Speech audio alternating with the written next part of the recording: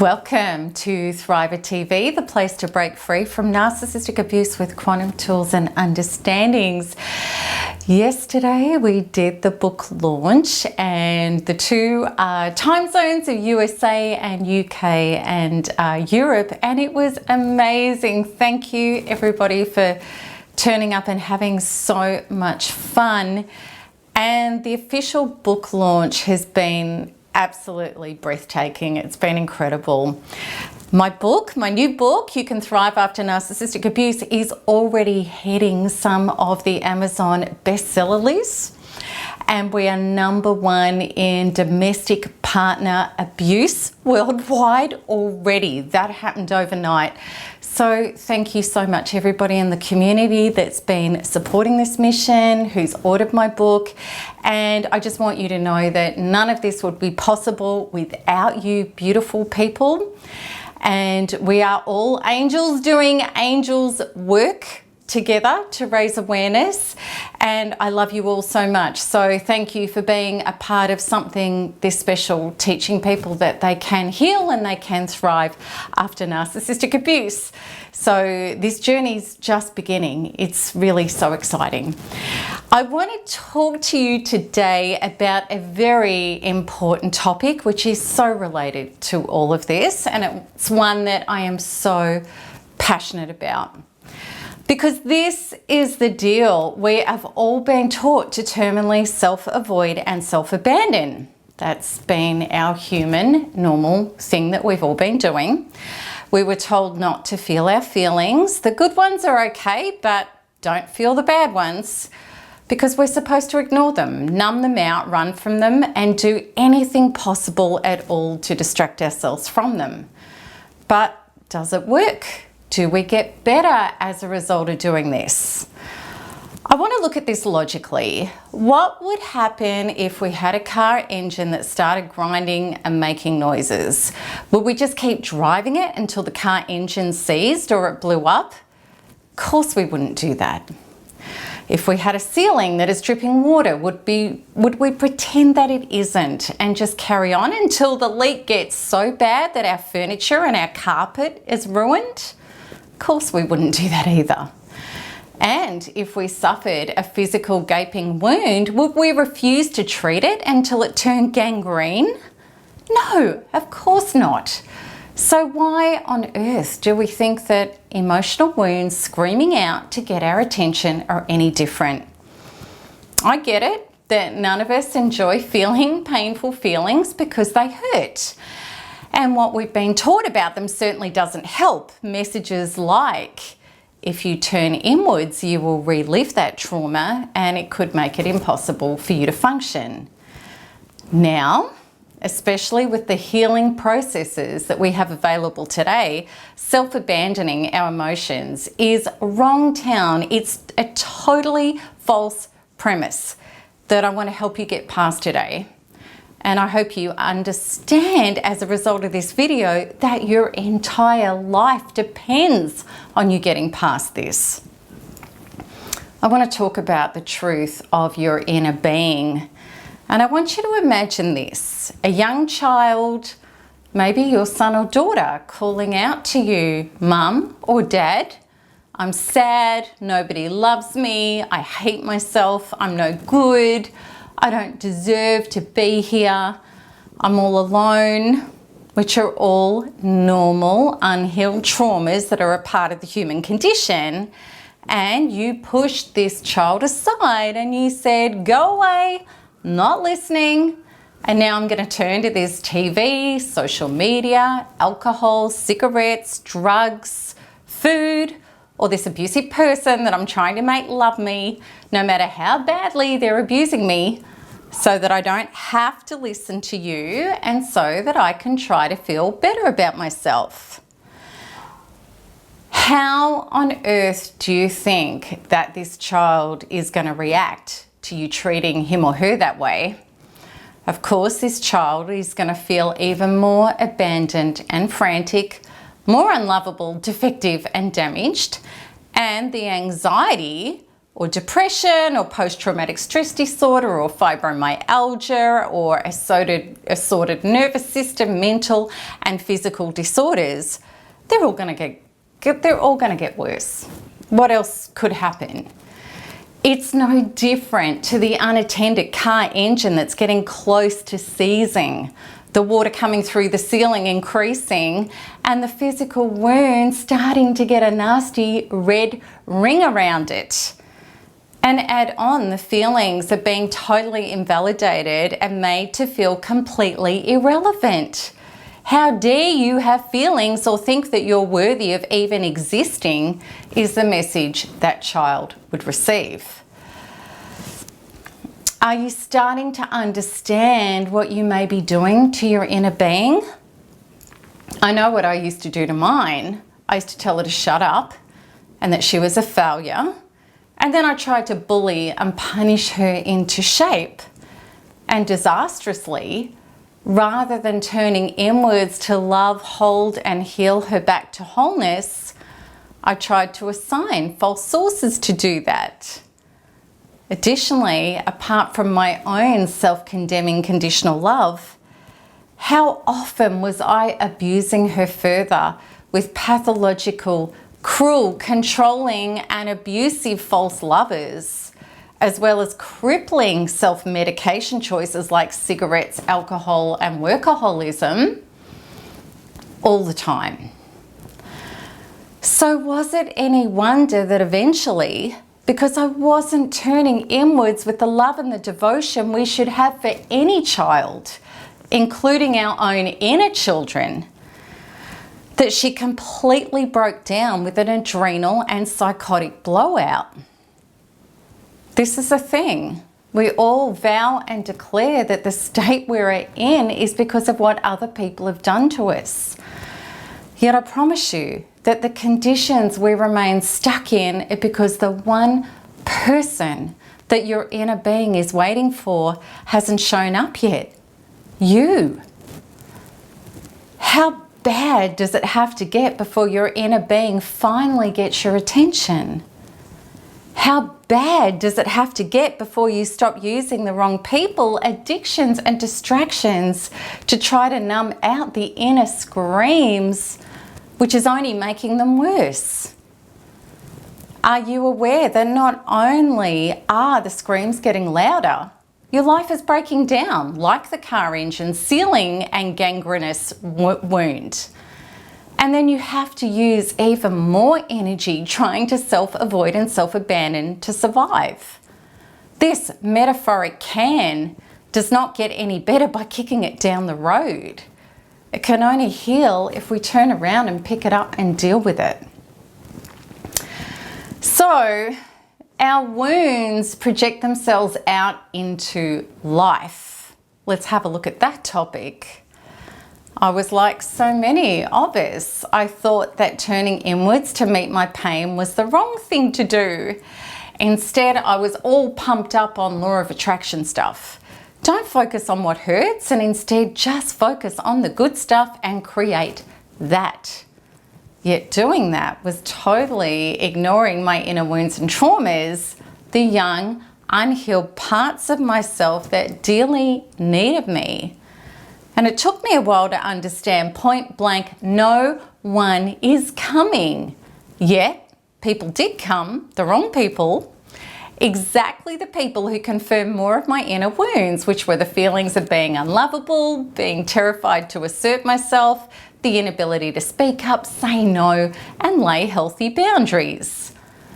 As well as the terrors of not being able to leave people who were hurting me in order to be my own source of love, approval, survival, and security.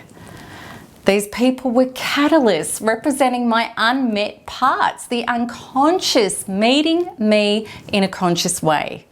My unhealed shadows were projecting out into life, dictating who I was attracted to, who was attracted to me, and how I would miss these things. Conjoined with these messengers of my wounds, continue rolling around with them, trying to make these people change so that my inner feelings and traumas could change. Yeah, you guessed it. It's total wrong town. I promise you, I'd studied my traumas cognitively to death for decades. Then when that hadn't worked to change the patterns in my life, I'd practiced positive affirmations for years, diligently and consistently. I also meditated on visions of what I wanted, and I journaled about the life I desired to the point of getting calluses. Yet I was dismayed to find again and again that I was still at square one. So let's examine all of these strategies deeply. The inner dissecting of my wounds was simply my inner emotional being receiving logical information, but not the love, support and healing she needed. And with the affirmations and journaling, she was simply being told how she should be without any recognition or healing of how she was. She was completely invalidated. None of us, when we're in trauma and pain, just want to be told how we should be. We need that validation. And the trauma, of course, lived on inside of me. No amount of dissecting, positive thinking, affirmations and journaling was going to heal these parts. And this is where we can get so caught up in personal development.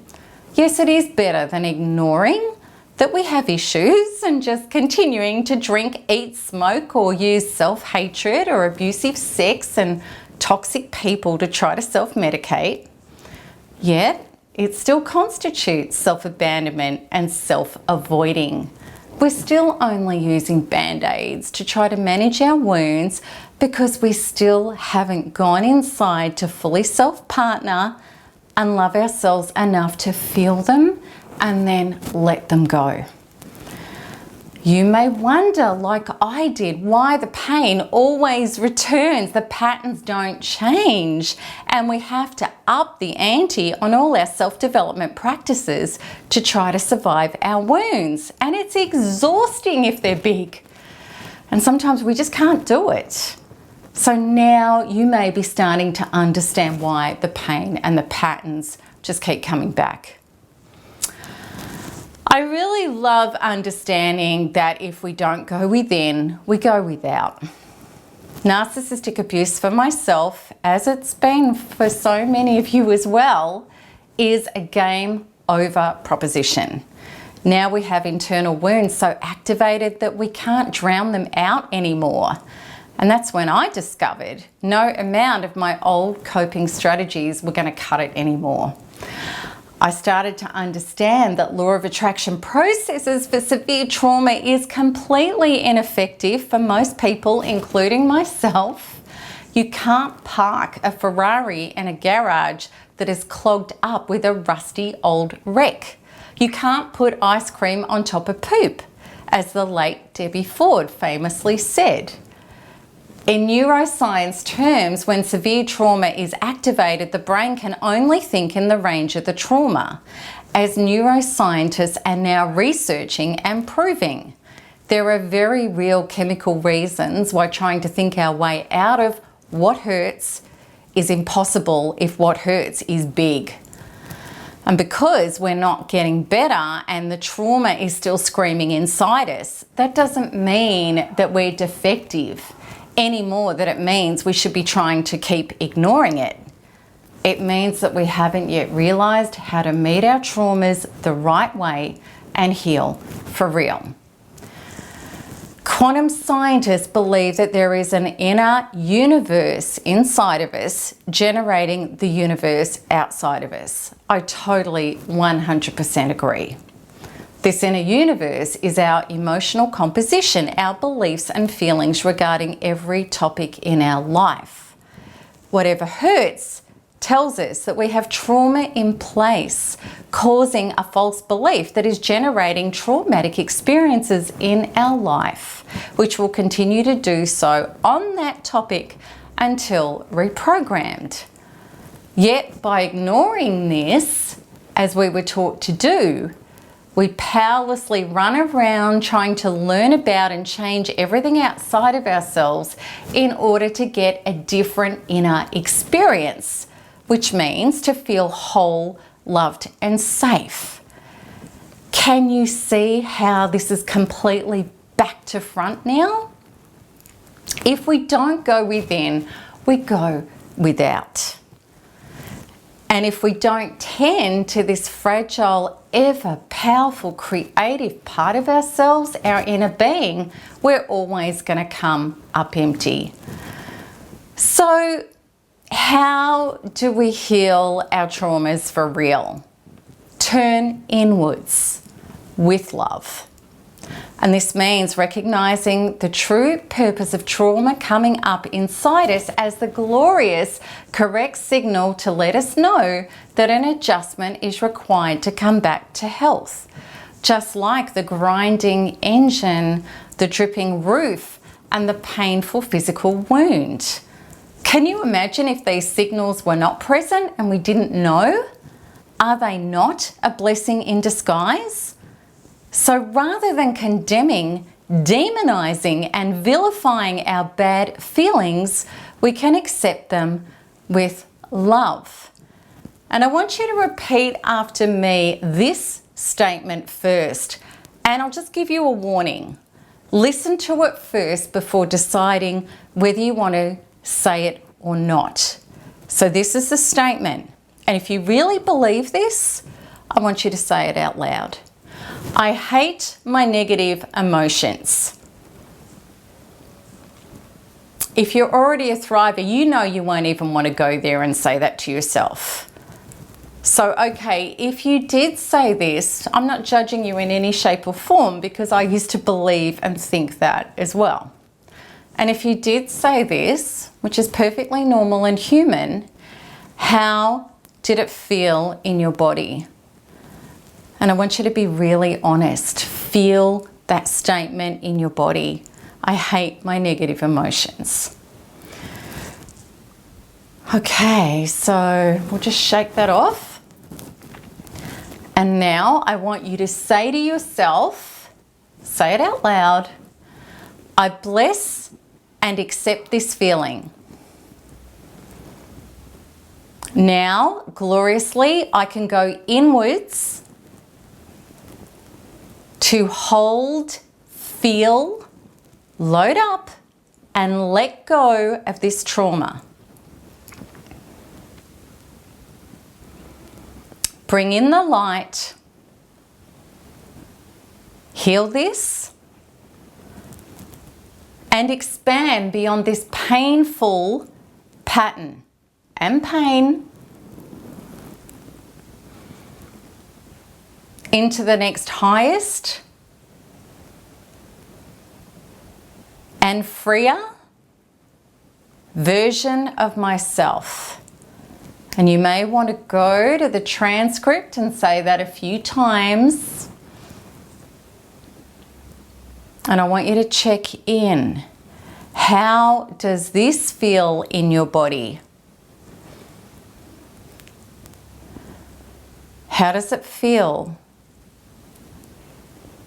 You will feel, hopefully, how expansive and right this feels in your body. Does it seem too good to be true?